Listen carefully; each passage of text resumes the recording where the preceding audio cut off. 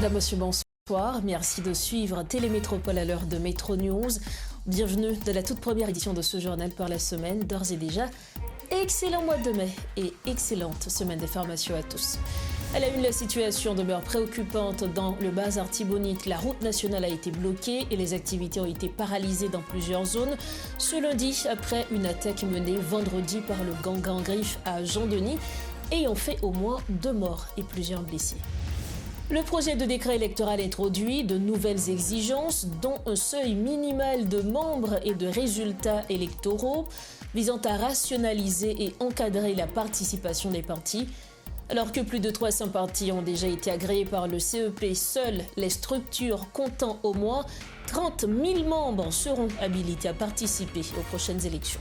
Et puis la reprise du trafic aérien entre Haïti et la République dominicaine a été ajournée. Prévue pour début mai, la reprise des vols commerciaux entre les deux pays est reportée sine die, faute d'accord technique finalisé malgré la volonté affichée par les autorités haïtiennes.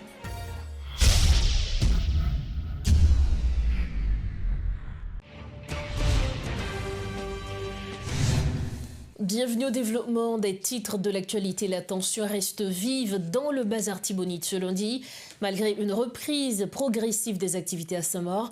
Vendredi, une nouvelle attaque meurtrière du gang Grand Griffe à Jean-Denis a fait au moins 2 morts et plusieurs blessés, ravivant la colère de la population. En réaction, des barricades ont été érigées et la route nationale numéro 1 a été paralysée de Saint-Marc jusqu'à l'Estère. Dans la nuit, des tirs ont de nouveau semé la panique parmi les riverains, tandis que le chef de gang, Luxon Nélan, continue de proférer des menaces. Face à cette situation, des citoyens, excédés par l'inaction des autorités, agitent la menace d'un blocage des institutions publiques dans la cité de Nissage-Saget. L'Argentine s'apprête à marquer son retour opérationnel en Haïti au 1er mai 2026. L'état-major des forces armées argentines a entamé les phases finales des préparatifs en vue de l'envoi d'officiers de spécialistes appelés à intégrer la nouvelle force de répression des gangs, une unité multinationale dédiée à la lutte contre le crime organisé. Contrairement à d'autres pays fournissant des troupes de combat comme le Tchad avec ses 1500 soldats, l'Argentine mise sur son expertise technique. Son contingent sera principalement composé d'ingénieurs militaires et d'officiers d'état-major appelés à occuper des fonctions clés en matière de planification, de coordination, de liaison et de commandement au sein du dispositif multinational.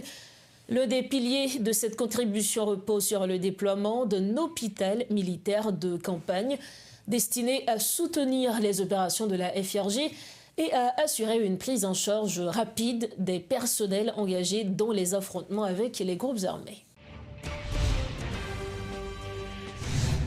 Autre grand point de l'actualité, le nouveau projet de décret électoral soumis à l'exécutif comporte des dispositions majeures relatives à la participation aux fonctions électives.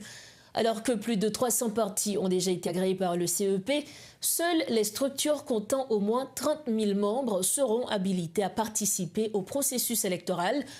Des mécanismes de contrôle, des listes de membres des partis sont également prévus par l'institution électorale selon le projet de décret.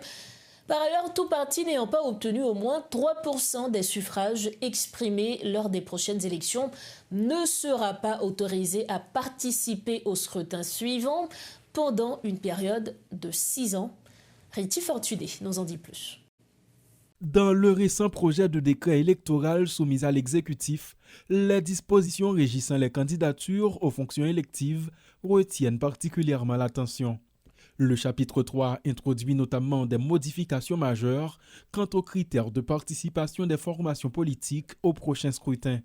Parmi les mesures phares, l'article 139 impose désormais à tout parti ou regroupement agréé de fournir une liste d'au moins 30 000 membres, adhérents ou sympathisants jouissant de leurs pleins droits civils et politiques. Cette exigence, qui rompt avec la version précédente du texte, vise selon ses auteurs à renforcer la crédibilité et la représentativité des structures engagées dans la course électorale. Le projet précise que les données personnelles de chaque membre, nom, prénom, sexe et numéro d'identification nationale unique sont exclusives et ne peuvent figurer que sur une seule liste. Pour garantir l'intégrité du processus, le Conseil électoral prévoit des mécanismes de contrôle rigoureux destinés à détecter les doublons et à authentifier les nus. Le calendrier électoral, dont la publication est imminente selon le CEP, fixera les délais impartis aux organisations pour se conformer à ces nouvelles normes. À l'issue des vérifications, l'organisme électoral rendra publique la liste officielle des entités autorisées à concourir. Par ailleurs, le texte instaure des sanctions sévères. Toute formation ne remplissant pas certains critères sera exclue des compétitions électorales pour une durée de 6 ans. Sont concernés les partis n'ayant pas atteint le seuil de 3% des voix, ceux n'ayant présenté aucun candidat aux élections législatives ou locales, ainsi que ceux ayant dépassé le plafond légal de dépenses. Avec plus de 282 structures déjà agréées par le CEP, cette profusion de partis a déjà suscité de vives réactions. Si ces nouvelles dispositions tendent vers une rationalisation du paysage politique, elles entrent toutefois en contradiction avec la loi de janvier 2014 qui fixe à seulement 20 le nombre de membres requis pour enregistrer une formation. Ce durcissement, bien que justifié par le CEP, alimente déjà le débat public, certains observateurs y décelant un risque d'éviction pour les petites organisations. Sécurité, organisation des élections et relance économique. Le Premier ministre Alex Didier Fils-Aimé a de nouveau réaffirmé les priorités de son gouvernement à l'occasion de la fête de l'agriculture et du travail. Il souligne que la PNH, les FADH et la FRG sont mobilisés quotidiennement pour établir un climat sécuritaire stable. Selon lui, certains territoires sont en voie de reprise et un retour à la sécurité serait imminent sans toutefois fournir de précisions. Suivez ce reportage signé Rodolphe Pierre-Louis et Guy Tréchoisy. À l'occasion de la fête de l'agriculture et du travail, le Premier ministre Alex Didier Fils-Aimé a une fois de plus renouvelé son engagement à faire régner l'ordre et la paix publique au sein de la population en vue d'un retour à l'ordre constitutionnel. Nous engager pour nous continuer le travail avec toute force nous pour nous faire sécurité blaï dans 4 coins pays. Nous engager pour nous continuer à reprendre le contrôle du territoire, créer bonnes conditions pour organiser élections démocratiques pressées et puis rebailler chaque citoyen droit pour vivre dans la paix. Le chef du gouvernement ne manque pas l'opportunité de rappeler que les forces armées légitimes du pays continuent de se déployer sur le terrain. La police, l'armée d'Haïti, avec force répression de gang déjà sur le terrain. Il a mené bataille ça avec détermination. Chaque jour, il y a des efforts qui sont faits. Chaque jour, il y a un avancement qui est fait. Chaque jour, il y a un territoire qui reprend. En compagnie des membres du gouvernement, notamment la formation ministérielle, le locataire de la primature se montre toujours confiant en ce qui concerne la lutte contre le banditisme dans le pays. Bataille là, pas facile, mais il est engagé. Il est sérieux et il n'est pas campé sur route. Faut que le peuple là remporte victoire, ouais par ouais. Moi, je demande au peuple haïtien, pour qu'il ait confiance dans la tête, dans le pays. Sécurité, nous tout à prélever, li pas loin. C'est aussi le moment pour le PM de s'adresser à la nation à travers un message de paix et de sensibilisation, tout en reconnaissant le travail des agriculteurs, des paysans, entre autres. Peuple haïtien, pas quitter personne, aucun intérêt pour nous retourner dans craser, briser avec des ordres. Parce que ce n'est pas dans solution, ce n'est pas dans destruction, solution. Parce que la vérité est simple, Haïti n'a pas changé dans la division. Haïti n'a pas progressé dans la violence avec des ordres. Haïti a fait progrès dans l'ordre, dans le travail, dans la discipline, dans l'unité. À chaque prise de parole, peu importe la circonstance, le Premier ministre souligne toujours que la sécurité demeure la priorité de son gouvernement. M. Fils-Aimé met aussi l'accent sur le rétablissement du climat sécuritaire en affirmant qu'il n'est pas loin. Mais c'est dans combien de temps? C'est la grande question. La reprise des vols commerciaux entre Haïti et la République dominicaine, initialement prévue pour début mai, a été reportée sine die, selon une communication officielle de l'autorité dominicaine de l'aviation civile. Cette décision s'explique par l'absence de signature de certains protocoles techniques et sécuritaires jugés indispensables pour encadrer la reprise des liaisons aériennes. De leur côté, les autorités haïtiennes continuent toutefois d'affirmer leur volonté de relancer rapidement ces vols afin de faciliter les échanges économiques et les déplacements entre les deux pays. Pour en parler, nous recevons l'ancien ambassadeur Edwin Parison. Monsieur Edwin Parison, bonsoir. Merci d'être avec nous à Métro News ce soir. Bonsoir Madame Rose-Berline et bonsoir à l'auditoire de Radio T Métropole. C'est un plaisir pour nous avec nous, comme toujours.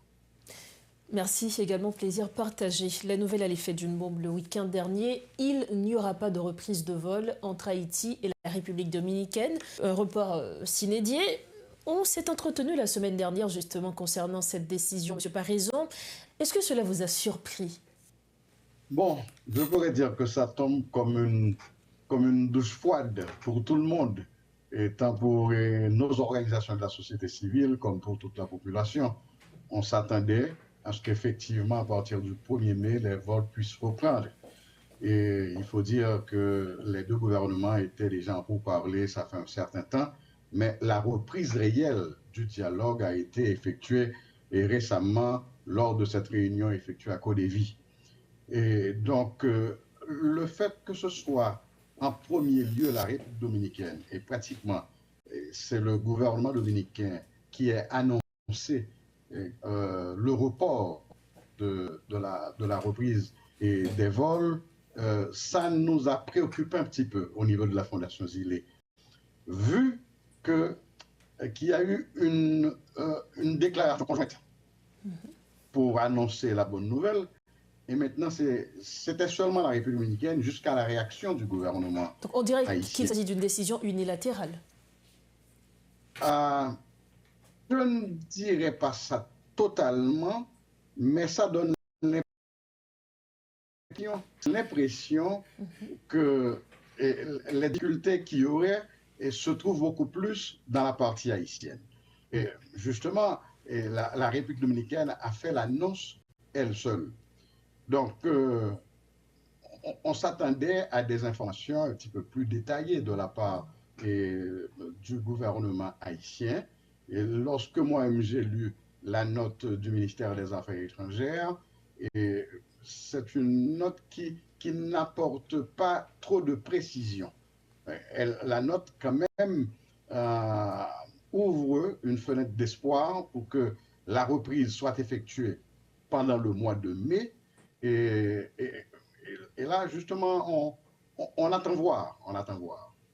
Mais selon vous, est-ce le problème sécuritaire que nous avons en Haïti ne peut pas être à l'origine de ce report? Donc, même s'il n'y a pas eu tous ces détails, en fait. Le communiqué de l'autorité aéronautique civique, qu'on appelle en République dominicaine la Junta Aeronautica Civile, précise qu'il y a un protocole en élaboration. Et à propos de ce protocole, il y a pour le moins 3 aspects qui ont été soulignés. Sanitaire, phytosanitaire et de sécurité. Apparemment, tous les services concernés entre les deux pays n'ont pas encore terminé l'élaboration de ce protocole et se mettre d'accord sur le modus operandi. Comment ça va s'opérer, comment on va exécuter ce protocole, et c'est ce qui apparemment aurait retardé la reprise des vols. Et c'est pour ça que nous insistons que les autorités auraient pu apporter beaucoup plus de détails, beaucoup plus de précisions à propos de cette nouvelle qui est quand même un petit peu inquiétante, vu que du côté dominicain, le report, comme vous le disiez tout au début, est sans une date précise. Et quoique du côté haïtien, l'on parle du mois de mai. Et on espère bien que le mois de mai pourrait nous permettre de reprendre les vols. Justement, on l'espère et on espère que la prochaine fois qu'on va vous recevoir à Metro News, on n'aura pas à parler justement de notre report des vols. Merci infiniment à vous. Je ne pense pas. Oui, merci infiniment à vous, Monsieur Edwin Parison. Merci beaucoup d'avoir participé à Metro News avec nous ce soir. Avec plaisir, comme toujours. Merci encore. Voilà donc les précisions de Monsieur Edwin Parison de la Fondation Zilé. Il était l'invité de Metro News ce soir. Merci de votre fidélité à Metro News. Le lancement des assises criminelles a eu lieu ce lundi 4 mai au parquet de Port-au-Prince, sous l'initiative du commissaire du gouvernement Fritz Patterson-Dorval. Cette démarche s'inscrit dans une perspective de désengorgement des centres carcéraux et de lutte contre la détention préventive prolongée. Parallèlement, le collectif Défenseurs Plus appelle à l'intensification de ces assises à la suite d'une visite effectuée au centre de rééducation Sermicole que son équipe a constaté surpeuplé. Selon Ulrich Tintin, responsable des affaires juridiques du collectif, les conditions de détention deviennent de plus en plus déshumanisantes, aggravées par l'effondrement du système carcéral dans un contexte marqué par la violence des gangs. Reportage de Garbijan et de Claude Désir. Comme chaque jour, la cour du parquet de Port-au-Prince grouille d'activités. Pourtant, ce lundi, l'ambiance est particulière. Cette journée marque le lancement des assises criminelles sans assistance de jury. Une promesse formulée lors de sa prise de fonction en septembre dernier, tenue par le chef de la poursuite, Fritz Patterson-Dorval. L'espace exigu peine à contenir l'assistance. C'est dans cette atmosphère pesante que plusieurs détenus ont enfin comparu devant un juge. Croupir derrière les barreaux pendant des années sans jamais voir un magistrat, tel est le sort de dizaines de détenus du centre de réinsertion Sermicole à Delma 33. Ulrich Tintin, responsable des affaires juridiques du collectif Défenseurs Plus, s'y est rendu au cours de la journée. Le constat de ce militant des droits humains sans appel. Gagnant là-dedans qui dit nous yo 15 ans, yo en détention yo pour que jamais un juge, gagnant qui dit nous 9 ans, yo en détention pour que jamais un juge. Donc prisonniers c'était moment pour yo manifester et parler avec nous, pour échanger avec nous sur situation à vivre dans prison. Et yo dans situation nous remarquer dans prison gagné yon surpopulation extrême dans prison. Cette visite symbolique permet également au collectif de marquer ses 13 ans de lutte en faveur de la justice. Défenseurs Plus a distribué une centaine de kits hygiéniques aux détenus. Un geste qui, face à l'ampleur des besoins, semble n'être qu'une goutte d'eau dans l'océan. L'espace a été construit pour accueillir 90 prisonniers d'après sa responsable, 90 témoins, mais qu'on y a 700 combien de monde. Et seulement pour prison civile de Port-au-Prince, pénitencier qui depuis pénitencier fin crasé à qui là, donc il y a une journée jeudi à là 530 détenus et parmi détenus ça il y a seulement 6 là-dedans qui condamnés. Ça veut dire tout l'autre monde yo en détention préventive prolongée. Donc ça c'est une situation qui est grave, n'a demandé l'État pour prendre responsabilité pour permettre moun sa yo qui privé de liberté yo mais yo capable vivre toujours comme moun et yo gen droit non seulement pour venir côté pour dormir qui descend, puis yo gen droit les malades pour aller à l'hôpital. Nous constatons qu'il 43 et détenus là qui malades qui n'ont cellule pour continuer moun sa même camper ou pas vraiment qu'à camper. Son situation qui est grave et yo témoigné que situation à vivre là pas bon. Le centre de rééducation pour mineurs Sermicole, qui accueille désormais des hommes et des femmes, est en situation de surpopulation critique. Depuis les assauts répétés des gangs, les prisons civiles de Port-au-Prince, de l'Aqua des Bouquets et de Cabaret sont en ruine, laissés à l'abandon par les autorités. Tenue ce lundi de la 3e édition du Forum des médias et des métiers de la presse autour du thème « La réalité des médias face au projet de l'État de droit », une initiative de la structure dénommée Promédia qui entre dans le cadre de la Journée mondiale de la liberté de la presse, une activité que saluent les professeurs Joseph Harold-Pierre et Gracien Jean, ainsi que les journalistes Lucien Jurat et Eddy Jackson-Alexis. Tour à tour, le docteur Gracien Jean et le professeur Joseph Harold-Pierre. Alors, il est construit un type de société, côté que c'est la question de la démocratie, c'est la question des élections, c'est la question de la liberté d'opinion et d'expression. Et nous connaissons que les médias traditionnellement, classiquement, jouer un rôle de contre-pouvoir. L'aime du contre-pouvoir, c'est eux-mêmes qui est capable de permettre une série de dérives qui pas faites par rapport à la façon que a dirigé. Mais tout, c'est pas seulement ça, mais là tout pour contribuer à édifier la société, ça. Que on parle d'un état de droit, qu'on parle d'un état de droit démocratique, et dans ce sens-là, il y a un travail d'éducation, il y a un travail de formation. Et c'est là que je dis à orientation en termes de narratif est vraiment important. Parce que et un forum, ça a posé problématique non seulement liberté de la presse là, parce qu'il y a un pile tentative et capable de bâillonnement et qui fait dans ce sens ça tout, mais il y a une grande responsabilité par rapport à la situation pays, par rapport à la déchéance sociale, par rapport au désespoir et aussi par rapport aux dérives qui gagnent. Bon, je pense que c'est vraiment une très bonne initiative, même d'intervenir sur le thème et construire l'état de droit et engagement et des médias, et vraiment avec une approche classique, côté que dès le départ, nous chita la question état de droit, que nous connaissons que c'est l'État, c'est une société, côté que le monde n'est pas au-dessus de la loi, qu'il s'agit de dirigeants, qu'il s'agit de citoyens, qui prônent la question de l'indépendance justice là, et que tout le monde est égal devant la loi. En fait, moi je pense que c'est une initiative extraordinaire parce que l'y mettait sous table débat une question fondamentale pour le pays à l'état de droit. Parce que l'objectif, avant tout, pour une démocratie, il faut que la démocratie ait l'état de droit. Maintenant, la réalité du pays d'Haïti qui s'allie, toujours utiliser indicateur, il y a un indice état de droit en Haïti, dans le monde. Haïti occupait position 140 sur 143 pays, donc ça veut dire que nous sommes net.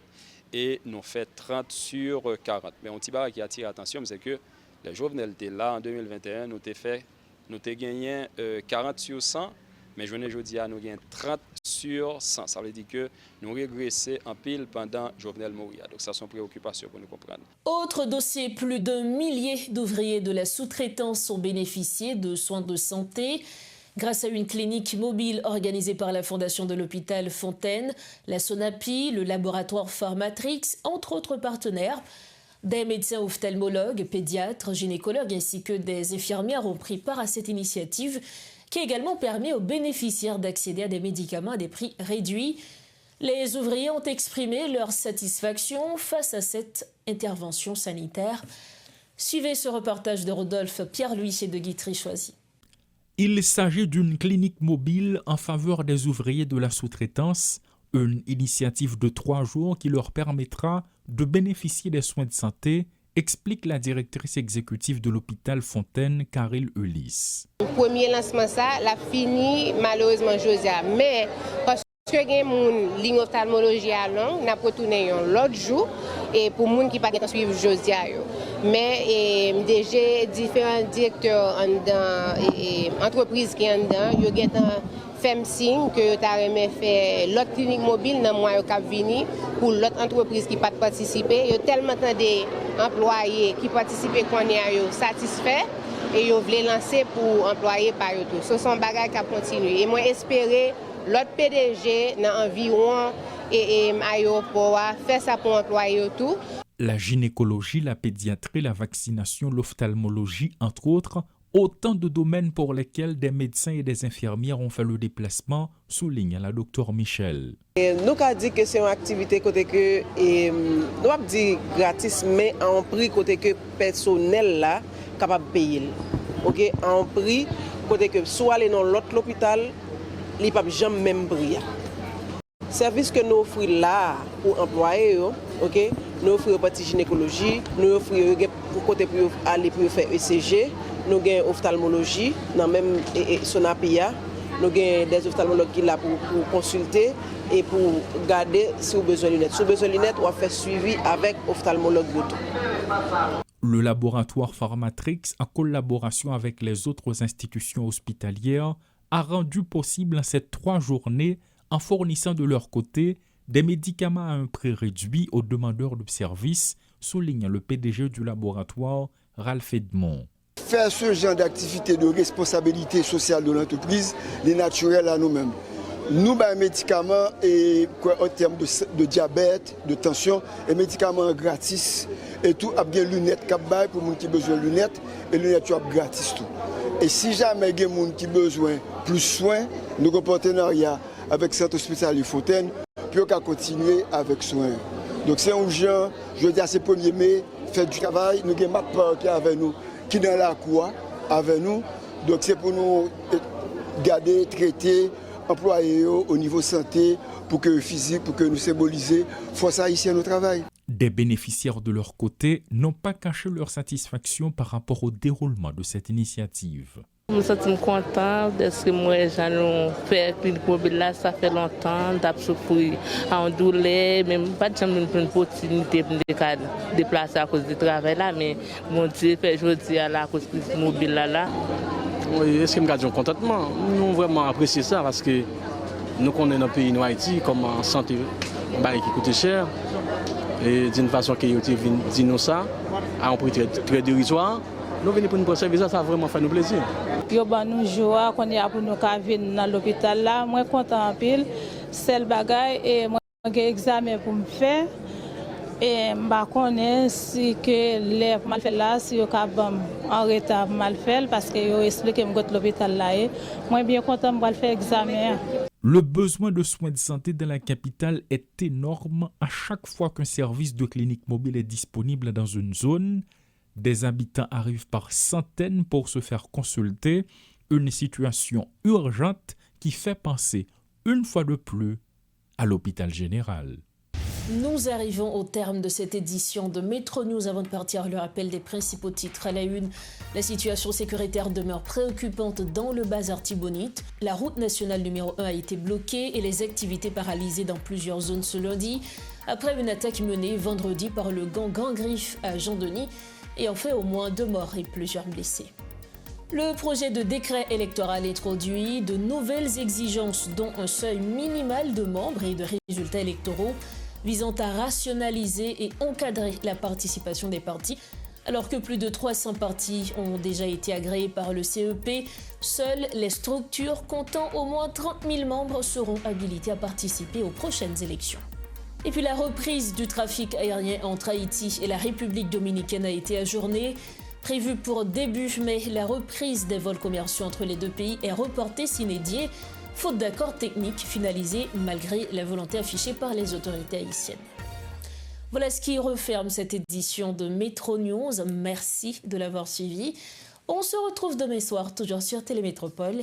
Bonsoir.